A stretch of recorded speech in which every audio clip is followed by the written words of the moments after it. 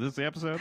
Okay, I guess we've started. I guess we have. We have. But yeah, this is welcome to the second part of today's episode. You have already listened to Ben go on in the history about cryptids, sort of define it, argued a little bit about what it means to be a cryptid, what it means to be an actual animal versus a mythical creature, and give us a little bit of history on the chupacabra itself. But today I'm going to give you some stories as well as some like sort of mayhaps visual analysis of the chups itself. A little something to look at. If you head over to the script, you'll see some of my screenshots. I'll make Ben put them somewhere, or maybe I don't have my iPad right now, so I can't hold up anything on my iPad. So Ben will do it. But I'll do my job. Ben will do his job. God. Okay. But yeah. Now that we know about the chupacabra, let's get into some stories about the creature itself. I stayed away personally from podcasts and television shows and everything else in that storytelling realm because you could just go and listen to those bad boys and forget about us. But you won't do that. You wouldn't do that, right? Come on. You wouldn't download. You would download our podcast, okay? You would download this podcast. Did you hear that? Sorry, tangent here. That like you wouldn't download a bear, you wouldn't download a car thing. Yeah. Use a stolen font, a pirated font. Really? Yeah, they didn't pay for the font. You wouldn't download this font and use it for free. Yeah. You would download this font and use it for free without telling. Oh my god. Yep. Oh, I love that. I kind of not love it, but I'm just like that's a move right there.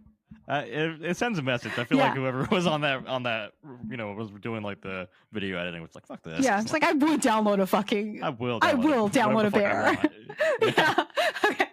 But yeah, you would download our podcast because we allow you to. Anyway, so in this, I was mainly looking for some online news sources such as TV stations, newspapers, and even government websites. Because the government has to tell us everything then, even if it's in a Popeye episode. And also our favorite place for fucked up shit, Reddit.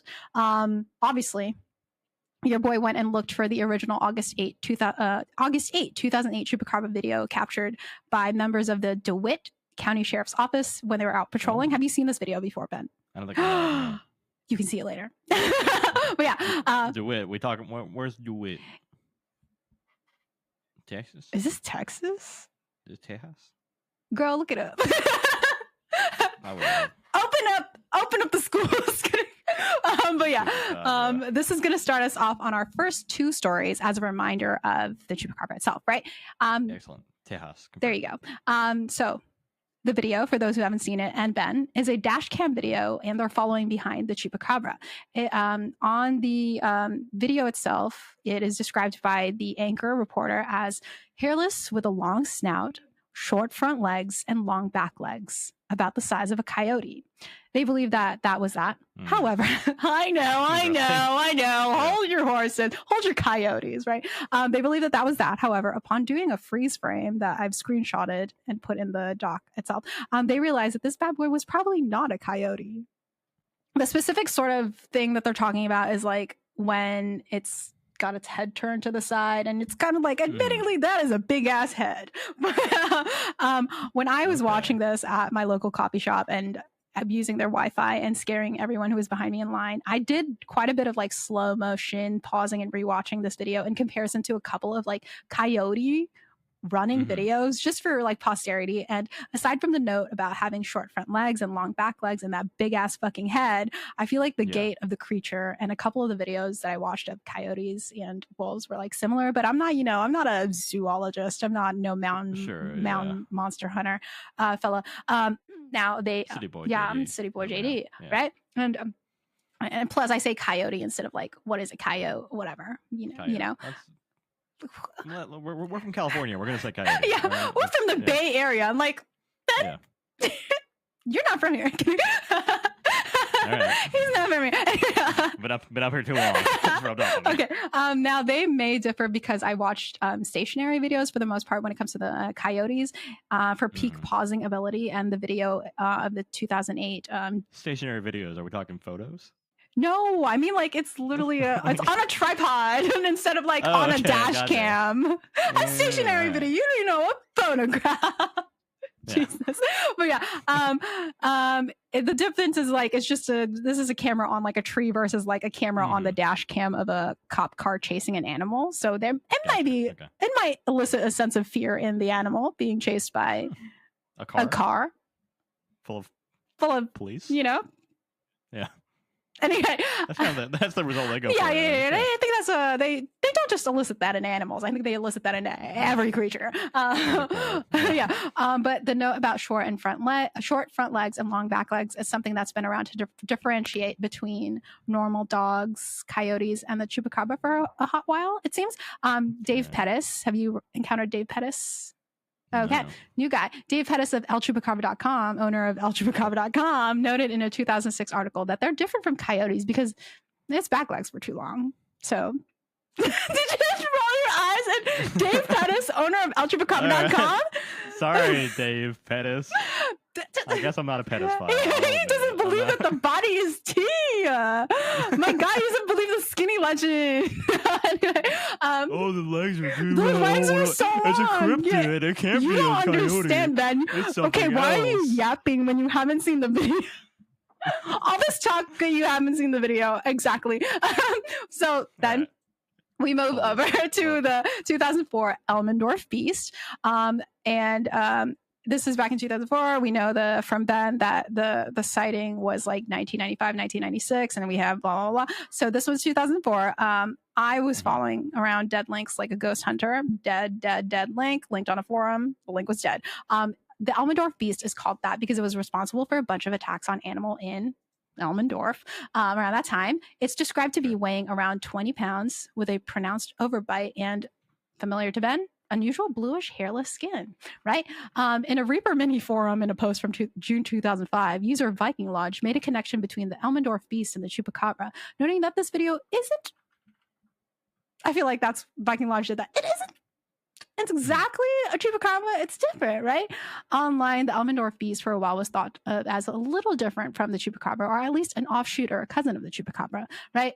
However, similarly to our boy, it's often thought of as just a canine with severe mange, could be a Mexican hairless dog or something from the canine family that's been mixing around with different breeds of canines, right? Okay. As one does.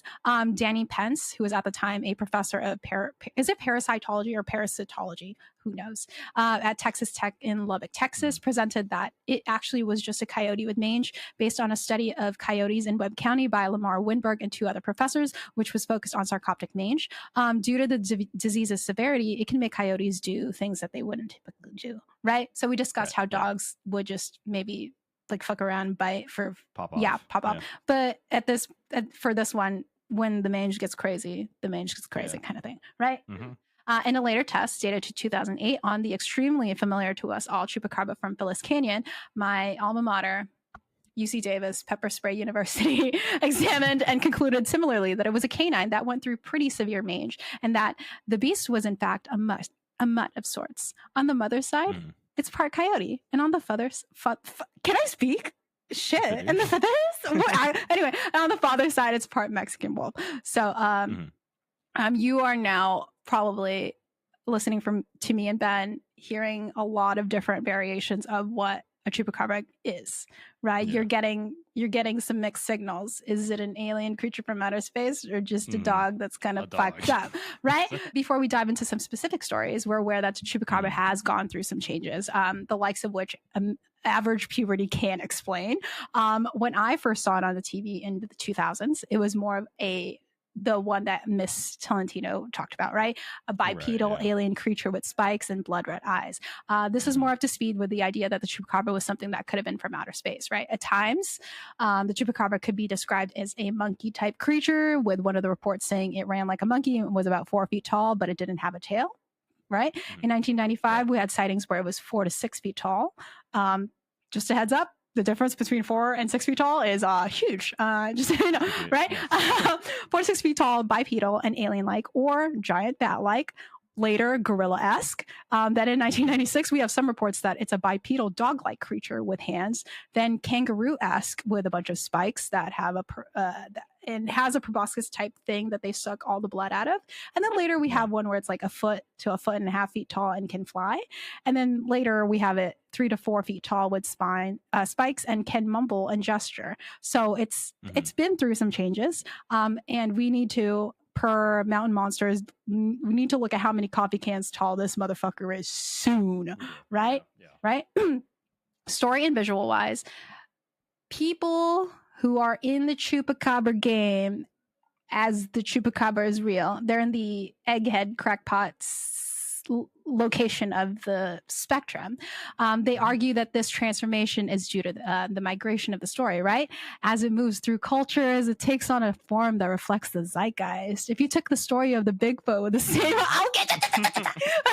if you took the story of the Bigfoot with the same idea and its adaptations to whatever backyard it's trekking through, the story, the visual, the views of the Bigfoot tends to bend with the setting and the people, right? It's like how an animal is built for its surroundings, but in this case, it may be influenced by culture and society, right? The chupacabra that we know of for the most part is something that blasted its way out of the 90s, late 90s, as Ben said, but the concept of a goat/blood-sucking creature had been reported in Puerto Rico since the 1970s and then 1950s in Arizona, and well before all of that, well before the sighting in 1985. However, we know from Ben that it's likely just that 1995 one was influenced by the film Species. This is something noted by our bestie, Benjamin Radford. He wrote a book called Tracking the Chupacabra, and Lauren Coleman from International Cryptozoology Museum. They believe that that's actually the likely explanation for the first half of the story. And then the next half is just like, yo, I heard about this. And then it's done. So the two well-known stories for reference when it comes to the differing visuals of the chupacabra is the two that Ben has mentioned, Phyllis Canyon. So let's go a little bit deeper into how she sort of talked about it in an interview. So in an interview with Texas Standard, she said, "The first time I saw it, we had just gotten back from Africa. And you see everything in Africa. And then I come home and, oh my God, the weirdest thing I've ever seen was right here on our ranch in Texas." So the story is as follows, to add from Ben. In 2007, she found the body of a chupacabra on her ranch. Canyon believed it to be a mix of a couple of canines, but just veered off into something different, even calling it an ugly creature. Girl, judgy. Anyway, Canyon and others found bodies of the creatures in July and saved one of the heads to have tested. At the time, she was of the idea that it was a chupacabra and that it was responsible for the loss of several chickens at her ranch. I think she said like 26, and I'm like, God damn. Right?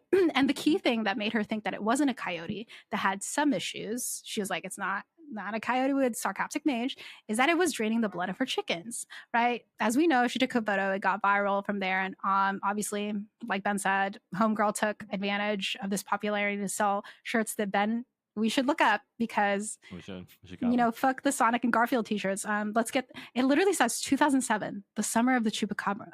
Cuero, Texas. We need that shit. So Canyon, when discussing interest in the creature, said the following: "Be nice, okay? I don't understand it. The interest has been phenomenal. Obviously, the chupacabra is mythical, but this is something weird. People are amazed. I had the presence of mind to save it. They don't understand. I am a hunter. When I see something this strange, I am going to try and figure out and find out what it is. Had it not been killing my animals, I probably wouldn't have worried about it." So she didn't even kill it, right? She found a fucking dead body on her property. Like, what are you talking about? You're a hunter.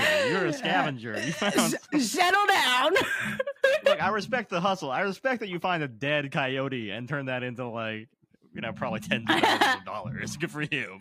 Oh my God. So what we have with Phyllis, after Ben sort of just stomped on it, is the more updated version of the chupacabra, right? This dog, coyote, wolf-like creature that genuinely does look like a coyote with mange, and the kind that I'm most likely to not believe in, because I also have seen a bear with mange, absolutely skinny as fuck. And I understand that while it's an awful sight and she's a hunter, It's a dog. It's a dog, guys. Yeah. I've seen a dog. And then we go back to Miss Madeline Tolentino. I got this one directly from Benjamin Radford's article because I could not get into whatever article it was that was trying to steal my email. She spotted, again, we know the chupacabra from outside her house. She described it, dark eyes, bipedal, 4 feet tall, thin arms, 3 toes, no ears, but yes, ear holes, long spikes. This one is the one that aligns with my original view of the chupacabra. And personally, had it not been influenced by the Species movie, this would have been like, I would have been like, this is the one that I believe in, and this one is fucking real. Right? Sure. Right? Yeah. However, obviously, due to some inconsistencies with her stories and issues about the description and the visuals of the chupacabra itself, the story is called into question, making it so that any of the following sightings that used her story as a reference, equally questionable, right? So, with all that being said, keep this in mind as I move through these stories from our best friend Reddit. So when I read a story, just think to yourself, and after, what is the image that comes up? Is this version a dog, coyote, wolf, or an alien? We're doing dog, alien. Right? Is this person just fucking looking at a weird dog? Or are they looking at the real thing that was inspired by... did Madeline manifest? Yeah. Did Madeline manifest our good man, the Chups? Okay. Or is Species a documentary because the government has to tell you what it's up to because of the cosmic laws? Exactly. So, like... choose your fighter, right? Okay. So this first one is from r/unexplained from a year ago, from expert increase 6282. So it starts like this. Chupacabra encounter. It was in a very rural area with lots of farmland close to the borders between California, Arizona, Mexico, but I was on the California side. Me and my family, dad, older sister, and older sister's girlfriend we're in the car at night on our way back to my sister's house from the nearest town. We went there to go eat dinner at a restaurant since the small town around my sister's house doesn't have much other than bait, tackle shop, and a gas station, right? On the way, we had to pass a couple of miles of farmland and drive on dirt roads, which gets a little scary at night.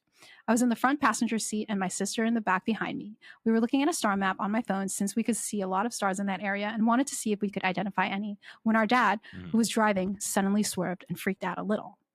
I heard a whimper, growl, which made me think we hit a dog, but my dad said there was a really messed up looking white thing running directly at our car, but we didn't hit it because he swerved. My dad described it as big as a pit bull with a bear-like snout, pale white hairless skin, and very human-looking feet and long fingers, toes, almost like the werewolves in low-budget movies where you can tell it's a human in a wolf costume. Me and my sister were too preoccupied looking at the star map to notice anything but the growl, but my sister's girlfriend caught a glimpse of it, and she said all she saw was a white dog running towards us. Mama, that's a rake. That's Crowler. Mama, that's a rake. Mama, a rake in front of you, actually, right? I started freaking out, but also super interested to have such a strange encounter, thinking it could have been ass walker or a chupacabra. My dad was very adamant that it wasn't a regular dog or coyote. A couple days later, I was jokingly looking up pictures of supposed walkers and chupacabras, showing my dad each one, laughing like, is this what you saw? Go ahead and make fun of your dad. Hey, Dad, is this what you saw? Anyway, until I got to one picture. His face dropped and he got goosebumps. Holy shit. That's exactly it. My dad is a calm dude, and I rarely see him freaked out about things or even show any intense emotions. Masculinity. But I could tell are you Asian? But I could tell he was seriously freaking out about it. I also looked up noises of coyotes, hyenas, wolves, and bears, and the closest match to what I heard was a hyena growling, not the whooping and laughing sound they make. I've never heard of a hyena in North America, and there weren't any zoos or wildlife preserves in the areas, though the area is between 2 Native American reservations, which made me think at first that it could have been a walker. I'll attach a picture I found of the supposed chupacabra, and I'll send it to you, Ben. I just want to note that I did find out it's just a sculpture of a chupacabra at the BCR Museum in St. Petersburg, Russia, which also has sculptures of fairies, mermaids, Bigfoot, and unicorns. So not the greatest source, and maybe just a coincidence that it happened to look exactly like artistic it. Representation. Right? Okay, interesting. But it still really freaks me out and intrigues me to this day. I finally decided to post my story somewhere because I'm curious if anyone else ever had an encounter with a white-looking chupacabra. Almost every encounter I hear about is the typical brown, hairless, sometimes reptilian dog creature. I also looked into news reports from the area and couldn't find anything about farm animals killed and drained of bloods or any hunters coming across wild animals in a weird way. So I'm going to send it to you, and we're going to keep in mind what we know about the Chups and think, Mama, is this a walk? Mama, is this a crawler? Mama, is that a rake? Yeah, Mama a rake in front Mama of you. a rake in front of you. This is. I mean, it looks like a fucking dog. I know. It's just like when the sister's girlfriend says like it looked like a huge ass pit bull. I was like, the sister was right. I mean, the sister's girlfriend was right. This sculpture, it kind of looks like shit too. It's giving Gollum a little bit. Yeah. It's giving My Precious. Like, yeah, maybe it's because there's like no teeth on the top, so it just kind of looks like like I'm not super. Not the most scary chupacabra I've seen. Yeah, and then you can see on like like a little bit of the bottom of the photo itself. There's the Phyllis Canyon chupacabra right underneath it. Oh yeah, so there is. Yes. Yeah, with very really blue eyes, striking blue eyes. Yeah, that's the quirk of chupacabra. Yeah. Nice choice on the taxidermy. Yeah. So. Yeah. Yeah. What are we thinking? What are we? Okay, chill out. Okay, what are we thinking? I'm putting this in the dog camp. All right, 100%. yeah. So, dog or alien? It's dog. Okay. It's a dog. I think the human-like hands and feet. I was a little like, ooh, interesting, but then it was just like going to like with the rake crawler thing. But seeing that this is like what it actually looked like. That's a damn dog. That's a dog. You saw. Look, I have a dead dog story I can share. Go ahead. When I was cleaning, when I went to high school, that required community service hours. My community service hours were cleaning the side of the road by this beautiful Six Flags. We found a dead pit bull in a garbage bag. It was like the hair had sloughed off because it was dead for a while.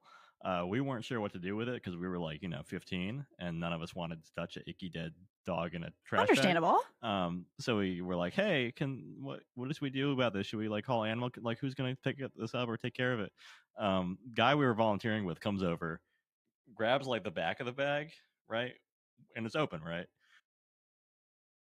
swings it, dead dog flies out into a ditch and just leaves it. Hey, OP, maybe that's what you saw. So maybe I'm thinking, I'm like that dead pit bull definitely looked very similar to a lot of chupacabra images I've seen of just kind of like a dog without much hair and the big ass pit bull head. So maybe we need to get on our Reddit account and just go, hey, what that dog do? What that dog do? Have you seen a pit bull before? Hey, not the musician, but like the dog. Have you seen a white pit bull before? Yeah. In the comments, people were saying like, oh, crawler, mayhaps, rake, mayhaps, but the person was like, nah, it bit a big dog. What that dog do? Right. So okay, we are camp. That's just a dog on this one. That's a dog. Not an alien. Sure. Okay. Yeah. Right. Moving on to this next story we have. Once again from Reddit. This time in the darkness prevails. r/darkness prevails. So I did make sure that this was a real fucking story. Okay. From user wrong D's nuts 69. Okay. My chupacabra story. Okay. Once again, keep in mind, dog or alien. These nuts. Okay. Yeah. Get this correct. These nuts 69. Right. Okay. I'm going to read this bar for bar. Okay. I'm a 16-year-old boy, and this happened to me when I was 8. I went to Mexico to visit my grandparents with my 2 brothers for the summer. It was good over in Mexico. We visited many places like the Aztec ruins and the tropical waters. My grandma took me to a little house that she grew up in when she was a child. It was pretty old and felt like it collapsed at any moment. We stayed overnight in a cabin that was sweet. We set up a campfire and ate some s'mores. My grandparents and my brothers were telling some Mexican urban legends. They mentioned, let my sort of colonized state take over it. La Llorona, El Cucoy, and La Lechuza. They mentioned the chupacabra. My parents always told me about the chupacabra since I was 6. My brothers were trying to scare me, and they did pretty well. It was bedtime. I went to sleep and dozed off. I woke in the middle of the night for no reason. I heard a strange noise outside and I stupidly looked out the window. Don't ever fucking do that, right? I couldn't remember much, but I saw a weird, skinny, hairless creature standing outside. I freaked out and I hid under the blankets. I heard scratching noises all night and couldn't sleep. When it was morning, I woken up and went outside. I went to a tree and saw claw marks on it. Claw marks scratched on it. Let's think back to our friends at Mountain Monsters. My brother saw it as well. My brother spelled something horrible and we checked it out. We saw a dead deer with piss spot. Yeah, it's a piss spot, right? We saw a dead deer with 2 punctures on its stomach. I didn't know what the hell was going on, but my brothers knew what was going on. It's the chupacabra, my brother spoke. We came across another carcass and it had the same 2 punctures on its stomach. My brothers were really creeped out and we decided to get the hell out of there. We didn't tell our grandparents and acted like it never happened. 3 years passed and now I was 11. I completely forgot about the chupacabra incident and I was living a normal life. My mom told us that we would visit my grandparents again with my older cousin. I was happy to see them after 3 years. We arrived and it was normal. We visited Cancun and Mexico City. We went to the same cabin I went to 3 years ago. I started getting back memories and the chupacabra incident was back in my head. It was nighttime. I decided to go to bed. While asleep, I awoke into a scratching sound. I knew it was a chupacabra. I looked out the window, this time not seeing anything. I blinked many times. I gave up and I decided to go back to bed. I was awoken another time by twigs snapping outside. It was very loud, almost as if I had headphones on. I looked and I saw a creature that was hairless and skinny. The creature quickly ran away until sunrise. The sun was rising and I noticed that my window had some claw marks. I had some delicious breakfast and went outside. I went outside and saw broken twigs and sticks. Oddly, there wasn't any footprints, but I returned to the tree I saw 3 years ago and more claw marks were scratched on. I told my brothers and my cousin who saw it too. We were all spooked out and we saw a carcass of deer. It had 2 punctures on his stomach, as usual. My cousin was dumb and went into the forest alone with a blade. It took 30 minutes for him to return. His face looked like he witnessed somebody getting shot. He was pale as a ghost and looked scared. What happened? I asked. He lifted his arm and revealed a huge claw mark. He had 2 red dots on his back, almost resembling the 2 punctures on the deer. To this day, my cousin still won't tell any of us what he saw or what happened when he went into the forest. I'm just glad he returned and was still alive. I'm not planning to go back to Mexico to see that chupacabra again. That fool guy. I know, right? To this day, I sometimes hear the scratching and clawing marks that I heard when I encountered the chupacabra at night. I'm just glad that none of us became its next dinner. So this one. Weird, skinny, hairless creature. Weird, skinny, hairless creature. Scratched when yes, girl, give us nothing. I think the main things that it was giving chupacabra to this person is that my parents told me about a chupacabra, and also this one sucked bite marks on a corpse. Yeah, those are these chupacabra touch marks. Yeah, and all it is just I saw a creature that was hairless and skinny. Right, and kind of similar to Madeline Tolentino, we don't hear nothing from the cousin. Yeah, the cousin. No real description from the cousin who, again, went toe to toe with it, got his ass fucking beat by a chupacabra. Yeah, apparently. And maybe this one has ESP also, as well. This is it's interesting because like the chupacabra generally very few interactions with people in like the stories I've noticed, and then also basically never attacks people. Basically, never is like trying to eat humans. Which kind of what separates it from like, vampire lore. Yeah. So interesting. Okay. Dog or alien? Claw marks, bite marks. Claw marks, bite marks. Look, with what you gave us on this hairless creature, I think it's got to go dog. Dog. Well. I would need more description to differentiate it from a, any alien thing. Yeah. Given us our species guy. Or weird little guy. I'd love it to be a weird little guy. Please give us some weird little guys, but because this one was just like it's hairless and skinny. Yeah. Didn't even say like this was on its all fours. Right on 2 legs. Was that bipedal? What Big was word. It doing? Right. What was it doing? So this one isn't. And it scratched and clawed shit like a dog. Yeah. Two red dots on that cousin's back. First of all, cousin, come out. You should be the one telling this fucking story. You should be like, my cousin was getting woken up. I got attacked by a goddamn chupacabra and lived. Yeah. Traumatized, but I fucking lived, dog. I'm a survivor. All right. So Wrong these nuts. 69. Where's your freaking cousin? Where's your cousin? Get your cousin. Get your cousin on here. Get your cousin to email us at the email that we're going to say at the end of this episode. But yeah, that one, dog territory.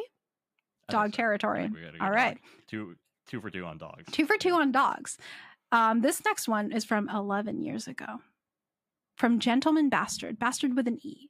So this one is chupacabra, in quotation marks, encounter, right? Okay. I'd like to start the story by providing the bona fides of the man who shared the experience with me. He's a chief. Hold on. He's a chief warrant officer with 30 years in the Navy and a hunter since he was 12. So he's a member of the Mountain Monsters cast, right? He's like opposite Wild Bill, right? Hoorah, brother. Yeah, right. So this guy's in the Navy version of Wild Bill. Right. Yeah. So he's seen the world, been in combat, and spent more time in the woods than I've been alive. What I'm trying to say is he's a salty motherfucker who doesn't scare easy. Anyway, I met Bill through my father, who is also in the Navy. Yeah. Normal Bill. I met normal Bill through my father, who is also in the Navy. And he doesn't, you can hear him, okay? He doesn't need subtitles. This one, okay? Got to talking about how I go hunting wild pigs on my uncle's dairy farm just south of Jacksonville, Florida. We generally go out in pairs at night, one person manning a 2 million candlelight spotlight and the other man a shooter. We roam the cornfields until we hear animals rustling around, hit the spotlight, bang, bang, bang, rinse, repeat. So one relatively cold January night, we get a group together for some good old hog shooting. Normal Bill and I go out to a field where we saw some fresh tracks earlier in the day and camp out. There was no moon out and a bit cloudy, so it was as dark as you can get in Florida. Perfect conditions to see some pigs. Sure enough, we hear some rustling and grunting, and Bill hits the spotlight, revealing 5 decent-sized pigs. I raise my Marlin lever action 30-30 and fire at the lead pig and down him with a shot behind the ear. One of the better shots I've made, to be honest. Smoke from the muzzle. All that coming from this voice is just so good, actually. Right? Smoke from the muzzle. Briefly obscures my view, but normal Bill yells out their location and tracks them with a light. I get off about 3 blind shots and hope for the best, but they go high. The pigs take off directly away from us and get to the tree line, so normal Bill and I stand there surveying the scene, ears ringing, adrenaline pumping. We see the downed pig, share a fist bump and a laugh, and start walking towards it. As soon as we step, we hear a scream from behind us. A long, ragged, angry scream. It was loud, and it was close. I freeze and look at Bill, but he's looking back at me with the same look of confusion and fear. I ask him, "What the fuck was that?" He replies, "Fuck." He shines the light behind us. Really helpful, Bill. He shines the light behind us, slowly scanning the open field and the trees beyond, and we see nothing. He starts to say something when we hear the scream again. Closer, louder, and longer. If you want to know what it sounded like, next time you go to a football game or a concert, you might scream and holler and wind up losing your voice. When you wake up feeling hoarse and raspy, scream as loud as you can for 5 seconds. That's what it sounded like. Bill immediately says, "Give me your pistol. We need to get out of here." I hand him my .45. "What about the pig?" "Fuck the pig," says Bill. Now, we are about a mile away from the car on a 1,000-acre dairy farm with some kind of demon bitching at us at 2 a.m. in pitch black. We start to panic. What begins as a brisk walk away, carefully scanning in the 360, turns into a steady shuffle, into a light jog, into a full-on sprint. I don't remember if there were any more screams, but my adrenaline was turned up to 11, and my focus was on 2 steps ahead of me and not getting left behind. We make it back to the truck without incident and hightail back to my uncle's house. On the ride home, we have a calm discussion about what happened. The fucking fuck was that? I don't fucking know. No fucking way that was a hog. It sure as fuck wasn't. To cap it all off, we get back to my uncle's house, and the other guys had heard the shots and were waiting for an update, standing around a bonfire. To his credit, Bill played it off cool as I had a death grip on my beer, eyes bulging and seeing monsters in every shadow. "Yeah, we left the pig out there. We'll get it in the morning." "Say, Uncle, we heard a pretty funny noise. Sounded pretty funny." "Oh, did you?" "Yeah, raccoons can make some pretty interesting ones." I'm pretty sure this wasn't a raccoon. It kind of sounded like a person screaming. Get ready. "Oh, that?" Okay. "Yeah, I've heard it a few times. We don't know what it is. We call it the chupacabra." And that was that. Been out there many times after, and thank the Lord I've never encountered it again. But I'll be fucked if I don't think about it constantly when I'm out there. TLDR, Fucking chupacabra, bro. So this one. Fucking sucks. I hate this one. I hate this guy. Didn't happen. No fucking way. First of all, He's like, no pics. It didn't happen. So fucking Reddity with the writing. I just couldn't. The end bit that I was like, when I was reading this, it was like, yeah, oh yeah, we don't know what it is, but we called it the chupacabra, and that's when the movie ends, right? That's when the movie ends, yeah. Right? Hard to sit through, honestly. Yeah, so it doesn't really fit into any of the chupacabra shit. This is, I think, Florida appropriation. Florida's just appropriating a chupacabra, if anything, because there's no blood sucking, no apparently blood drained animals. There's a screaming thing in the swamp. Chupacabra, no chupacabra crossover as far as I'm concerned. Yeah. This one. It's only a chupacabra in name by the uncle at the end. In name, right? Yeah. Yeah, and motherfucker, you don't know what a chupacabra is. Yeah, this is not a chupacabra. Yeah, people are asking this person in the comments, any further description? Is it your little green alien type or obviously mangy coyote? Yeah. And Gentleman Bastard was like, never saw a thing. Thank God. Yeah. And then people are asking like, hey, yeah, bobcat, cougar, right? If it's because did you look up animal noises? Yeah, because the screech, scream thing is like. Those things can make that one, right? Yeah, right. If I was already panicked and I heard that, I'd be like, you know what? Yeah. You could tell me that was a cougar, and I'd still be like, it's a fucking chupacabra. I have to leave now. Yeah. Yeah. Yeah. Yeah. I mean, whatever, dude. You heard something in the fucking swamp. There's animals in the swamp. They make weird noises. Give me more. Yeah, all right. You're from Florida. You should know. Yeah. Well, you and Normal Bill should know. Gentleman Bastard from 11 years ago with your Marlin 3030. That one I hate to ask. Dog or alien? I guess dog. If closer to at dog this point, alien, cougar, sure. bobcat screeching. Yeah.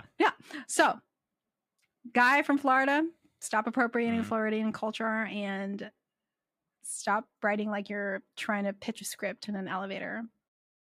Yeah. Fuck it. This one, when I was reading this, I sort of was like, what the fuck? You're like, alien. Okay, this one's called, interesting. It's a very interesting title, right? The Weird Date. Chupacabra sighting. Coincidences. Week-long memory loss? This one's from Cryptids from a month ago, from Shoddy Ad 3046. So, at a particularly... I think they also consider the kind of date this person is going on and think whether you would hit this person, hit either one of these people up on a second date, right? Okay. At a particularly dark time in my life, I went on a date with a guy. Would never do that. Anyway, he was really smart and we clicked well over text. We met at a pizza place and the conversation got dark. He shared a story of a near-death car crash and seeing ghosts of his dad. I have my own ghost story. No, we already know. Okay, so Ben, immediately no. I have my own ghost story, one I rarely share even amongst close friends. For some reason, I felt like sharing it with him. I won't get too detailed, but the story involves seeing and receiving a message from the ghost of my friend who had killed himself. What are these two people doing on their first date together?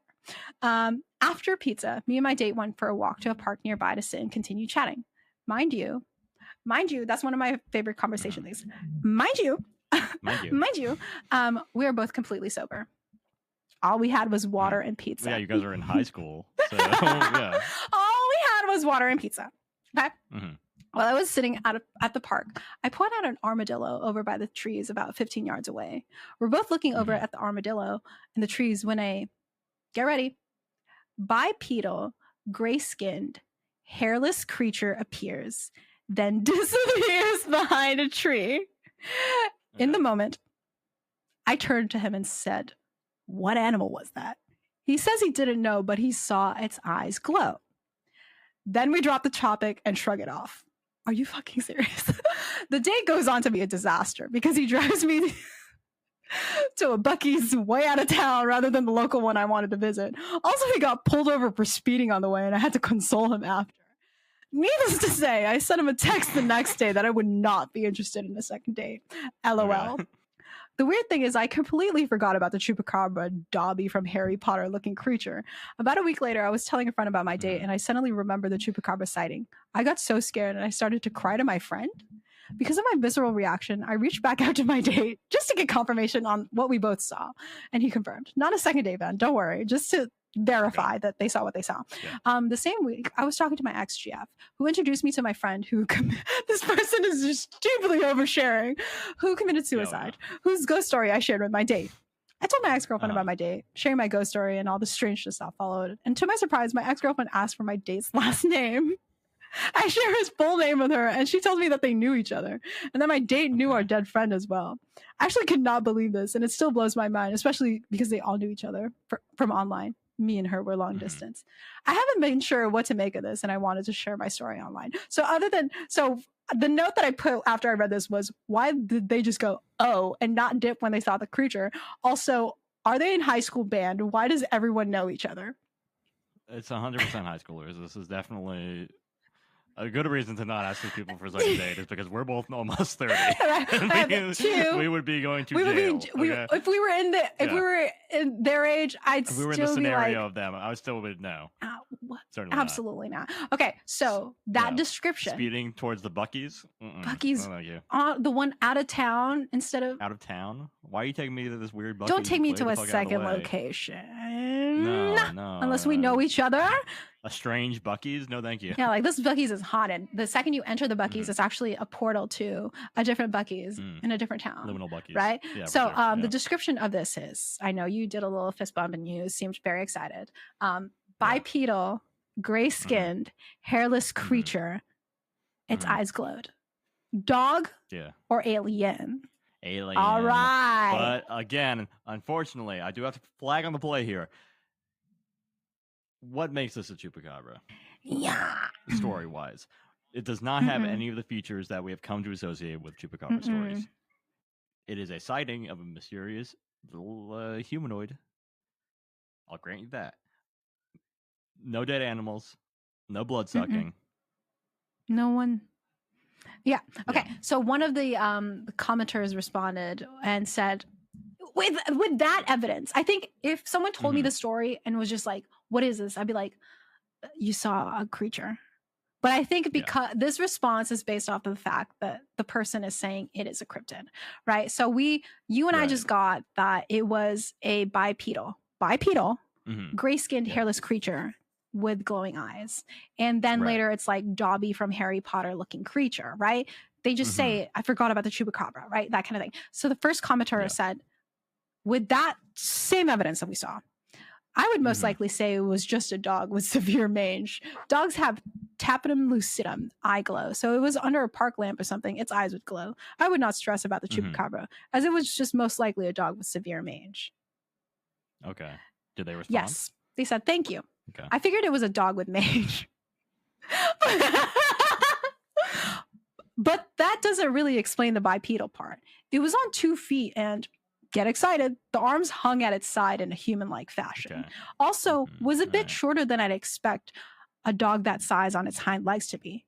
Perhaps, you see, with all that being said, it being on 2 feet with arms hanging at the side like a human fashion, they then proceed to go, perhaps a coyote with mange instead? Not sure, but it was strange. There was a park lamp lighting that area of the tree, so I'm sure that's what the shining eyes were about. But I don't know. It really vanished into thin air behind the tree. It was suddenly gone, visibly and audibly, once it got behind the trees where it appeared. Okay. All right. Chimp with mange. They're like, oh, so it was like sort of standing and it had human hands. A coyote with mange? Right, yeah. Dog, I'd be like, maybe it's a... I'd be, at that point, I'd be like, bear with mange. They'd be like, no, actually, this one had... Bear. This one looked more like... I'd be like... Man, I'm not helping you no more. Like, make it up on your own. Right. Like, clear, yeah, right. If you're like, oh yeah, I guess I was walking around like a hind legs, like a coyote would. All right, well, I don't pack it up. I don't believe in here. Let's. Okay, so if it wasn't a coyote with mange or a dog with mange or a chimp with mange, it's a alien creature that barely touches chupacabra. Yeah. So this next one is from a month ago, again on r/cryptids from Cryptid Quest. This one is called My Real Experience with the Chupacabra. Okay. The following is my encounter with what me and my family think might have genuinely been a chupacabra. So, my family and I visited Cancun last year, and it was a great and relaxing vacation. The resort was beautiful and pretty big. On one of the on-site restaurants was a bit of a walk through the resort along the ocean, and they had a little golf cart to haul people around. Very fun. On our first night, we tried this great restaurant and didn't want to walk all the way back to our rooms, so we waited for the golf carts to pick us up. It was pitch black outside with very little lighting on walkways. There was tons of trees giving plenty of shade for this creature to hide. While looking around for the next pickup cart, I alone walked a little ways away, but immediately stopped when I saw what I believe could have been a chupacabra. It was just a shadowy silhouette running across the walkway. Here it is. It looked like a big dog with bony ribcage and skinny deer-like legs and paws. It had a dog snout and some rough teeth. It was quick, but I can see some details. It was definitely not a normal dog. Ben, hold your fucking coyotes, okay? Right. I ran back to my family and my girlfriend, trying to convince them of what I saw and that we need a golf cart ASAP. They laughed and were intrigued, so they walked over to the sighting. Behold, my girlfriend started freaking out as we both see it again, running back into the bushes. It was freakishly running like a limp or bunny type movement. I'm just glad I wasn't the only one who saw it. The rest of the week, we didn't see anything like it again, but I know what I saw, and it could have been a chupacabra easily. This is one of the cryptids I will believe in now. What do you think we saw? Dog. 100% dog. Stop it, okay? Someone replied with, sounds like a big dog with mange. I'm also curious what you mean, deer-like legs and paws. Did it have hooves? And the person said, no hooves. And its body looked too rounded, like it had horrible back issues. And this next comment is what really got me. So hold your horses on whether this is a dog or an alien. Once you hear this next thing, Comter said, I think you saw Jolo, which are even cooler than chupacabras because they A, exist, and B, will guide you through the 9 levels of the underworld if you ask nicely and give them pets. And Cryptic Quest said, no, dude, this thing was much bigger. Like a 9-foot man running on all fours, but a dog. They saw a fucking shadow. Like a 9-foot man running on all fours, but a dog, kind of legs freakishly thin and crooked. And then people were like, bro, what's what? That behind me? Oh, there's a giant behind me. Look at that. What is that? It's a shadow, motherfucker. It's bigger. What are you talking about? What is this? It's like a 9-foot man running on all fours, but a dog, okay? And then someone was like, that sounds a bit more like a crawler, possibly. And then someone was like, that golf cart was not going to save anyone. So, okay, okay. Now that you know that it was 9 foot tall, okay? So you're still like, it's a dog. It's a dog. We saw the same thing in the Mountain Monsters when they were walking by the greenhouse and there was a big dog shadow and they were like, what was that? You see that giant? There's a giant dog in there. That. It's a dog. It's a dog, and the light is hitting it, and the shadow is bigger than the dog. God. That's how it works. Yeah, that's so fucking funny. Oh, okay, so these fools are getting fooled by like fucking Play-Doh shit, like the fucking cave. They're like, oh my god, are these shadows real? What is that, bro? Have you seen this? Bro, is this real? Okay. Is that a bunny? Like what? It's a 9 foot tall man, but it's a dog, and it had skinny legs like a deer, and not hooves, okay? And a dog head, yeah. And a big ass fucking dog, okay? It was quick, but I can see some details. It was definitely not a normal dog, okay? And in my notes, I put, it was definitely not a normal dog, my ass. Even with a 9 foot man running on all fours, I was like, that's a big dog. Dogs can get big. So that one Ben has decided is just a dog because he doesn't believe in fun. This next one is from 3 years ago, and this once again from r/cryptids from prestigious owl 6623. I need help identifying what I believe was a cryptid sighting. So maybe we need help to help this person, but this is probably a chupacabra in a sense. Okay, this was 4 or 5 years ago, but it has stuck with me, and I've done research, and I can't find an exact match. So the story is, I was riding my bike along some train tracks at night with an old boyfriend trying to cut through town faster. We were passing through an unusually well-lit area by some warehouses, so we picked up our speed a little bit. Then, to my right, I see what I can only... Ben, be serious. What I can only describe rationally as a 3-foot monkey walking upright, running away from me and disappearing into the bushes. I say monkey because it had a monkey tail, but it seemed hairless and hunched over, but definitely on 2 feet. Both I and my boyfriend literally skidded to a stop, and we both looked right at each other with what I can only say was wide eyes of disbelief. Hey, he said, did you fucking see that? And then we wordlessly raced away. Here's the strange part. We never spoke about it again. Not one word. It was on my mind for weeks, but I never spoke of it. I don't know why. I didn't speak of it either. It was only a couple of years later I decided to do some Googling and figure this out. I looked up escaped monkeys from the zoo or sightings of monkey in my area. Monkey in my area now. Monkeys in your area. But to no avail, so I figured it must have been something else because I just can't explain it any other way.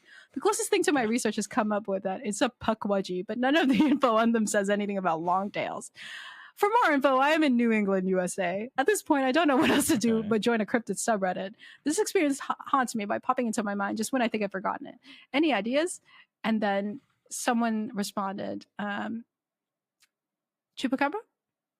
And then OP said, that's a good guess. Are they usually hairless?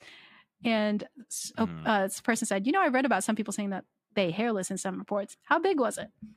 2 to 3 feet tall, like a goblin or something. If hairless chupacabras exist, I think this seems like a likely answer. So, chupacabra? Chupacabra? Or local monkey? They're hairless. Local monkey in my area. Local monkey in your area. Looking for friends. New England. New England. So that's interesting. Okay. Is this... Okay. This one is dog, coyote, wolf, or an alien? Or is this just a monkey? Yeah. I'm going with monkey. I'll go with that. A monkey in New England. Again, monkey New England. I'm going again just based on, we don't have any chupacabra lore stuff going on with it. And the person didn't even make the chupacabra connection necessarily until they were asked, Chupacabra? Chupacabra? It's chupacabra? Chupacabra? That's literally Chupacabra? So, okay. So that one is monkey. So we have a secret third option, which is monkey. Then we have 2 chupacabra sightings from r/paranormal from 5 years ago. Sighting 1. Nice. My mother told me about this one. When she was a young child, my mother's family owned a lot of land. They had many horses and cows on the land and took care of them regularly. One morning, when everyone woke up, they went out to the pasture to feed the cows, to see damn near all of them slaughtered, completely drained of blood, and having this horrible, terrified expression on their face. They were shocked and scared, so they decided to get on their horses and ride into the wooded area to see if they could find whatever did this. Not too long after they started riding, a group of men in black came through and told them they needed to leave the property and get away from the area because there had been a chupacabra incident. This story always weirded me out. So that was the first sighting, right? We got standard men in black behavior. Hey, we have a chupacabra out here. We have an alien. You can fuck off. Let's get the fuck out of here. Yeah, that's what they do, right? They tell people about the. Yeah, they tell people. Yeah. It's like the government. They have to tell you. This is one of the men in black that have to tell you. They forgot the little flashlight thing that makes you forget. Yeah. Do we get a location on that one or not? This one? No. No specific location, right? Okay. The only locational related thing in here is that there's a DMV. There's a DMV nearby. Okay, so the next story is still from them, and it's from their boyfriend. Him and his cousin were walking around one night. They started walking towards this big field, which is no longer there. Now has a DMV in that location. Where are they paving the parking lot and putting up a fucking DMV? Right? There was a big wooded area behind that field. In the dead of night, they saw this dog-like creature that started to walk towards them, got frightened, and when it did, shot up these spiny things on its back and head. They turned for a second to see if anyone else was around, and by the time they looked back, it was gone. Just that quick. It was so speedy, but they heard it run off. They tried to look for it, but it was gone too quickly. All right. So, the first one. They didn't see anything, but Men in Black Right. were like, Men in it's a Black. fucking chupacabra. Alien. Get out of here. Yeah. Right? And the second one, they saw a dog-like creature. Spiny things on its back and head. Fast. Yeah. So we can split this up into Dog. two. First one, Okay. Point for Alien. Alien, because of the Men in Black, Alien, and yeah. you know. Men in Black safe. See, they said it was a Men in Black chup. tell you gotta listen to Men in Black. Yeah, they had to say it was a chupacabra because they had to lie about the alien that was there. And then the Right, next yeah. one, dog-like creature, spiny things, Dog. spiny things, and you're still gonna say dog. Yeah, I'm still gonna say. Could be like hair, where like the hair stands up. Oh yeah, like the mange, it has the thingy. The kind of ridge. Yeah. Wow. Okay, so this one, dog and alien, dog and Uh-huh. alien. Dog and alien. And- Okay. Okay. And then I think this is the last one for the Reddit one. And then I have two final ones that are like stream of consciousness. The most interesting thing Okay. I've ever read. Getting artsy. They're getting artsy. And if I had an accent, I would do it in an accent. Okay. This one, What accent we're talking here? perhaps Oh, wait, from let's see, okay. from the South. Oh hell yeah. Okay. This one, we're going up north. Victoria, BC. This is from r/Victoria, BC. So Ooh. we're not even in a cryptid space, right? This is from 3 months ago. I was driving down Mortimer Street on my way to my girlfriend's house about an hour ago, and just before I had to turn off the road in front of me, I saw two very strange creatures. They both looked to be about the size of a raccoon without hair. They had longish snouts, sort of like armadillos. Medium length legs, longer than those of a raccoon, but shorter than a cat. They looked like they either had very short hair or no hair at all, and were completely brown in color. Weirdest of all, they hopped along sort of like a rabbit. I turned my high beams on to see them, but still turned off the road, so I turned around to investigate, but when I went back, they were gone. Not surprising, because when I saw them initially, they were heading into a driveway. I wasn't going to trespass that night to potentially get my blood sucked. Has anyone else seen or heard of chupacabra or similar creatures in Victoria? I'm from Saskatchewan, and any weird hairless creature got called a chupacabra, and they scared me quite a bit as a kid. Doesn't help that it was pretty windy tonight. So, dog or coyote or alien or bunny or raccoon or cat or armadillo. Yeah, so I think like the limb thing, because we talked about this in the Montauk Monster episode, that raccoon limbs are longer than they look with all the hair. So I could see this just being raccoon. Wow. Raccoon, mangy raccoon, I guess. Yeah, I mean, it does say they looked to be about the size of a raccoon without hair. Without hair. And for some of these, as I am going through them now, even more, is that like we said about like you mentioned about cryptids, is that they're very like they got the culture, they got the folklore. It's like memory more than zoology.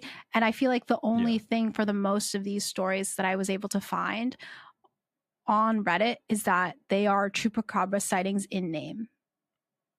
Right. It's kind of like a term for like an unknown animal is like a chupacabra. Yeah.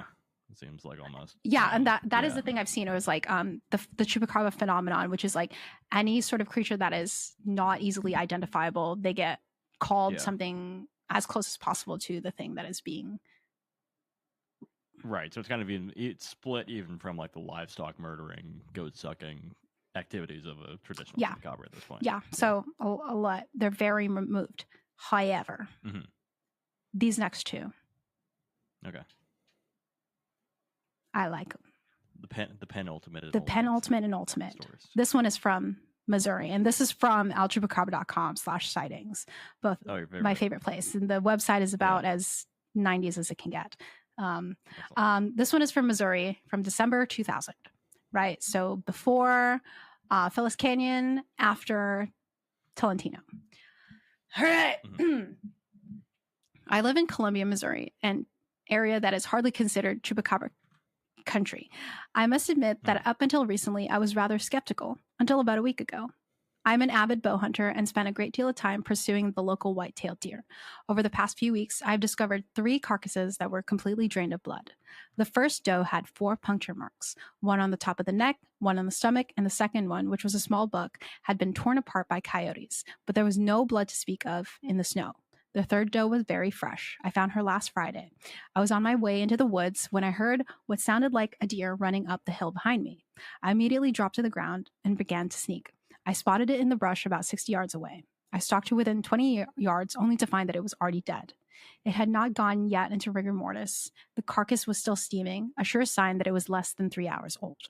The steam was radiating from a wound that ran from the base of the neck to the top of the shoulder. It was also bleeding profusely from 2 wounds on the neck about 2 inches apart.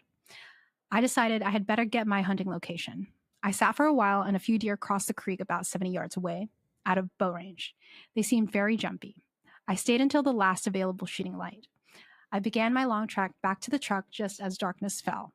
I was about 300 yards away from where I had found the doe when I heard a sound in the brush behind me. I thought nothing of it.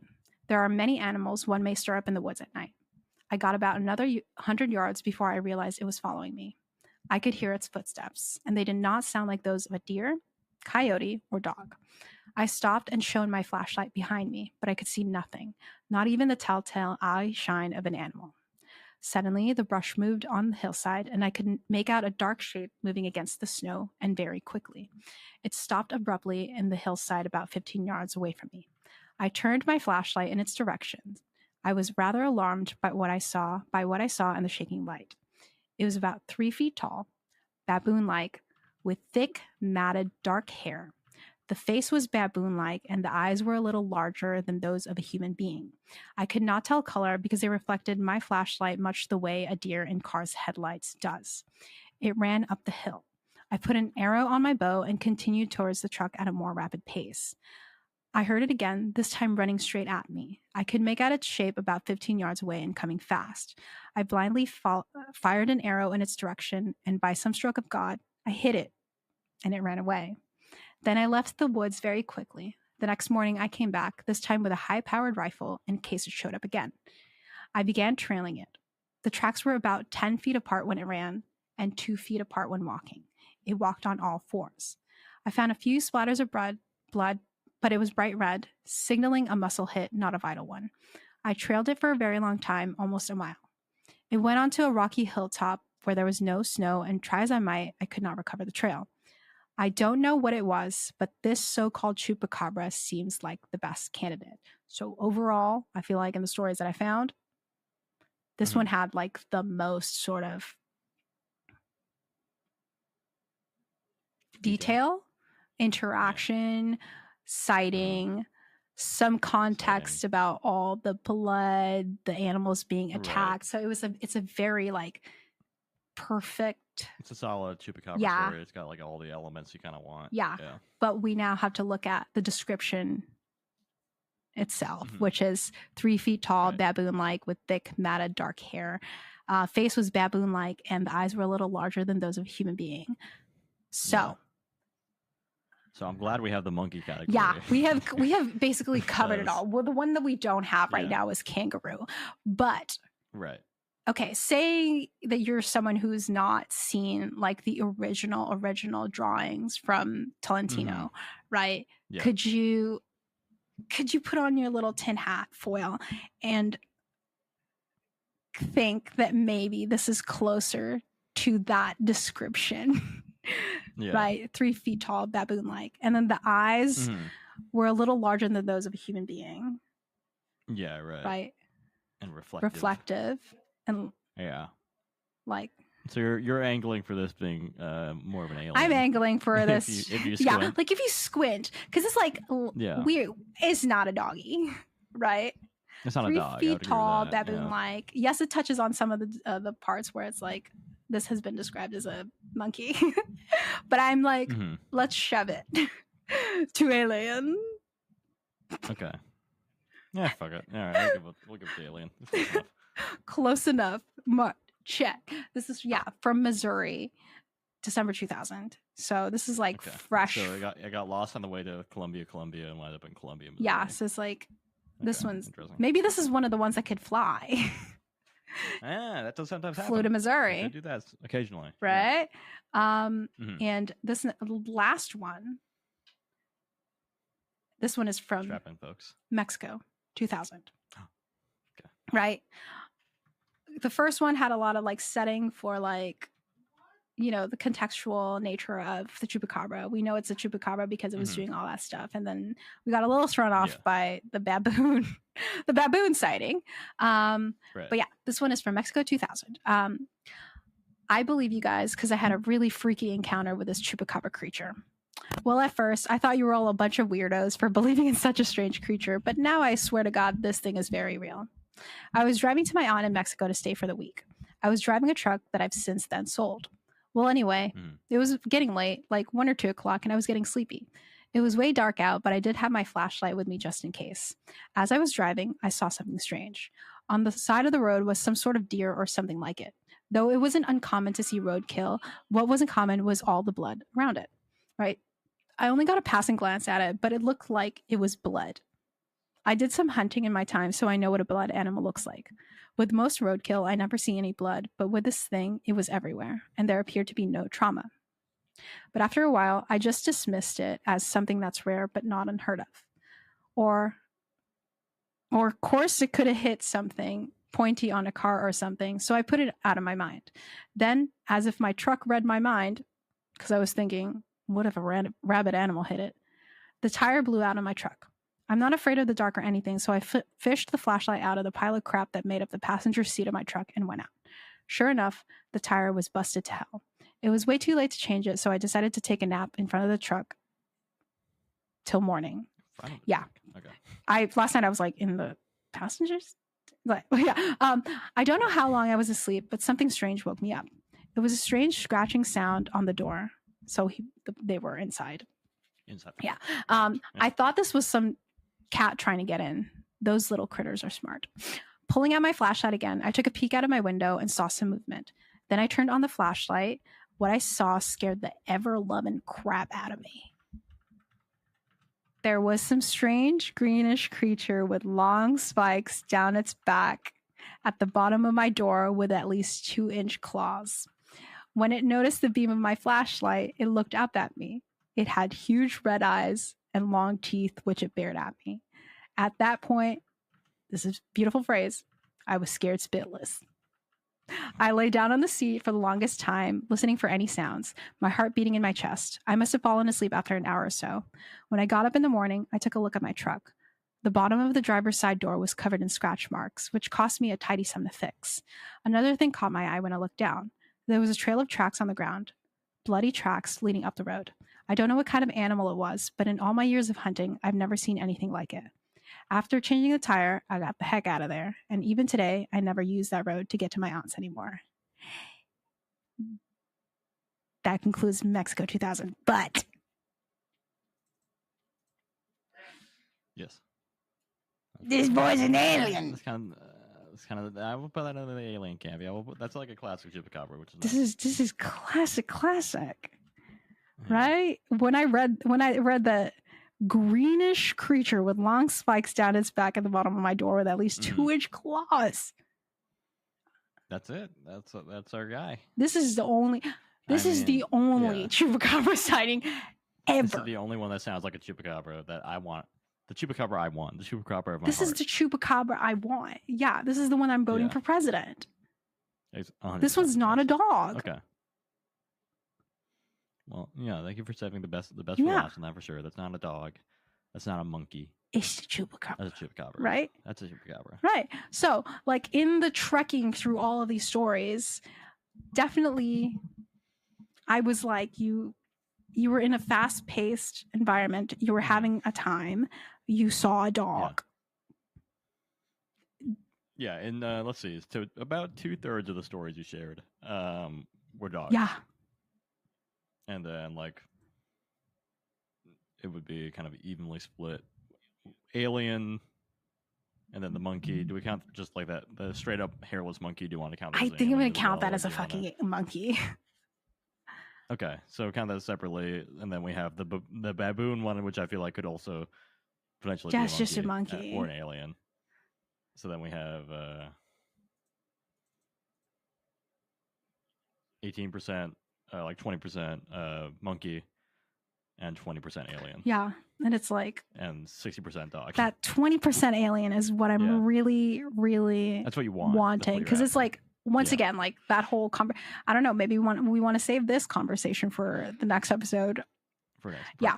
But yeah, I mean, that sort of strategic telling of the story is just giving you like how people are sort of taking the story of Chupacabra and sometimes just calling something a Chupacabra by its name because of what they're seeing, and like this sort of Chupacabra by any other name. Not to smell so sweet. But them's the breaks. Them's the breaks. So that's interesting. Okay, so yeah, we have the newest ones seem to definitely be the furthest from the original Tolentino sightings, right? Those seem to be straight up those dogs. Are dogs, right? Or those earlier ones, at least like the Mexico one, is definitely like that's somebody knows their Chupacabra lore, if nothing else. The farther we get from the Chupacabra, the more we get into you are just seeing a dog. You're seeing a dog. We get into the shift of like the Phyllis Canyon dog with mange that we're trying to. The 2007 Summer of the Chupacabra split to become dogs. Yeah, and it's like as the accepted one, and to kind of willing to go on the internet and say with your whole chest, I saw a Chupacabra when Mama, you saw a dog. That's a dog. That's Mama, a dog. Mama, a dog in front of you. Yes, Mama, dog in front of you. Like it's so. Mama, you in the cave. Mama, you are in the cave. Mama, that's a shadow. Like it's just, it's so interesting to have a story like a sort of cryptid creature like this, where we like with the Loch Ness Monster, with the Bigfoot, it's like, you know what a Bigfoot is, right? We have the variations, right? We have the local, that kind of thing. But you know, the Bigfoot is a big, tall, hairy thing, right? Yeah. That does these certain things. You know what Nessie is. You know what the Mothman is, right? Yeah. But the Chupacabra is so like. When I was looking through like this Chupacabra timeline from, weirdly enough, Princeton.edu, it was when I listed the like it was 4 to 6 feet tall, bipedal, alien-like, giant bat-like, and then kangaroo with spikes that has a proboscis. It's a foot tall and can fly.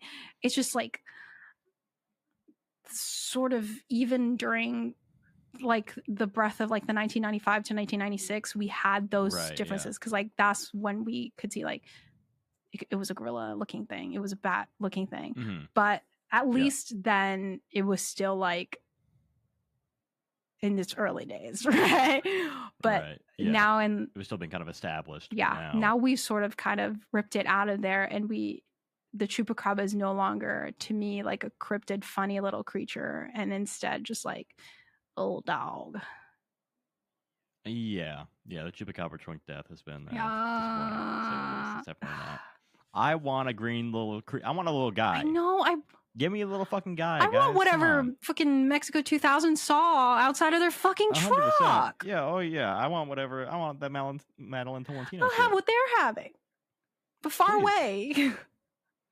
Please. Yeah. Bring it here. I have one little. I think this fits a bit more in here, but there's an excerpt from the book that I meant to put in my script because it gave me joy, and I want to share it with you. Let's go. So it is a sighting, so that's why I think it fits better in here than the next episode. We'll be back for part 3. Part 3 is going to be more of a free-form discussion of the place of the Chupacabra. Yes. So this is an example showing that the Chupacabra can understand human language. Ooh. The housewife's eyes met those of the human creature and stared it down. As she thought aloud, if you're one of the Chupacabras, you're a pretty sorry excuse for the creature. Then she promptly added the abusive word pendejo to her thought. The grotesque entity slowly covered its pointed face with its wings, as if hurt by her rebuff. It moved away from its position, slinked against a wall, and half hid behind a washing machine. How are you bullying the Chupacabra? I just like it's bashful. Don't look at me. It's I didn't finish it because it got me a little sad in the mind. There's a movie on Netflix right now. It's like a family movie. It's called Chupa, right?